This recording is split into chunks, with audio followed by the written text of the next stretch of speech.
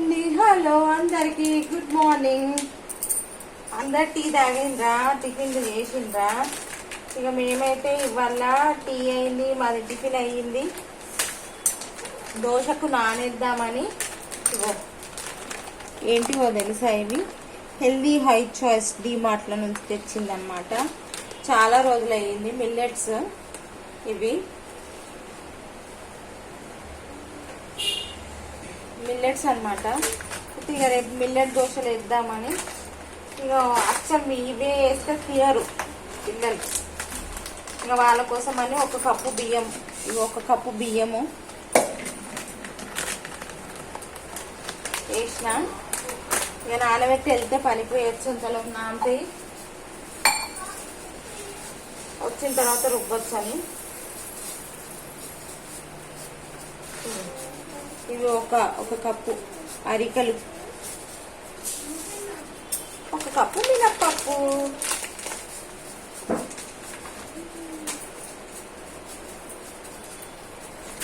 ఒక కప్పు మినప్పప్పు వేసేసి నానబెడతా.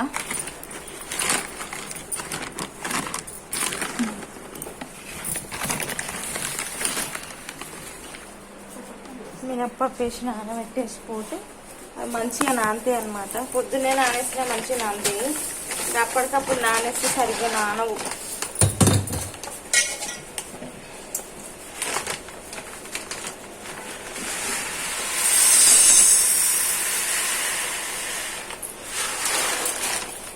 అక్కడేమో పొప్పడి పండు కట్ చేసుకొని వెళ్ళిపోతుంది.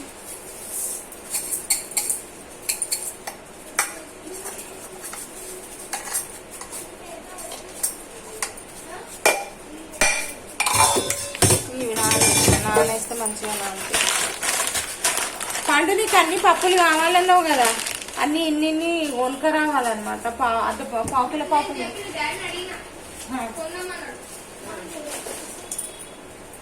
ఇంకేంది, మీ డాడీ అన్ని కొనుక్కొస్తాడు. ఇక నీకేం టెన్షన్, రోజు ఒక్కటి క్లియర్ గా క్లారిటీగా కనుక్కొని రాయాలిరా నాయనా. ఒకటేసారి అన్ని అడుగుతుంటే నువ్వేం చెయ్యలేవు, నువ్వే చూసుకోవాలి. 28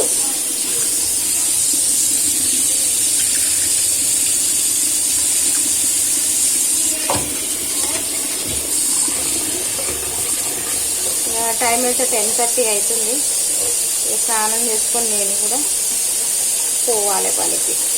పోతే వచ్చేలోపు 1 అవుతుంది. మనకు వచ్చిన తర్వాత మా చెల్లె బిడ్డకైతే అన్నం పెట్టాలి. అన్నం పెడితే పిల్ల ఒకటే పూట అవుతుంది. పొద్దున పూట ఏం తినదు ఆ పాప. తినబెట్టినా కూడా తినదు మా చెల్లె బిడ్డ. వాళ్ళ అమ్మ వాళ్ళ ఇంటి దగ్గర ఉండదంట, వచ్చేసింది మా చెల్లె వాళ్ళ పాప.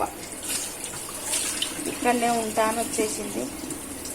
పంపించినాం వాళ్ళ మమ్మీ వాళ్ళతో ఉంటే, వాళ్ళ చెల్లె వాళ్ళతో హాలిడేస్ కదా ఆడుకుంటుందని, కానీ ఉండదంట. సరేలే, ఇక మా అందట్లో ఆమె ఒక పెరుగుతుంది గట్ట అని చేసుకున్నాము. స్కూలు ఎక్కడ ఏంది అనేది ఇంకా డిసైడ్ అవ్వలేదు. ఒకవేళ స్కూల్ డిసైడ్ అయితే అప్పుడు ఇక ఏ స్కూలు ఏంది అనేది తెలుస్తుంది. మా బాబుతో పాటే కూర్చుంది. వద్దు దేవి, చెప్పు నాన్న. ఇక మా బాబుతో పాటు మంచిగా ఉంటుంది, కూర్చుంటుంది, ఆడుకుంటుంది. సరే అండి, ఓకే, బాయ్.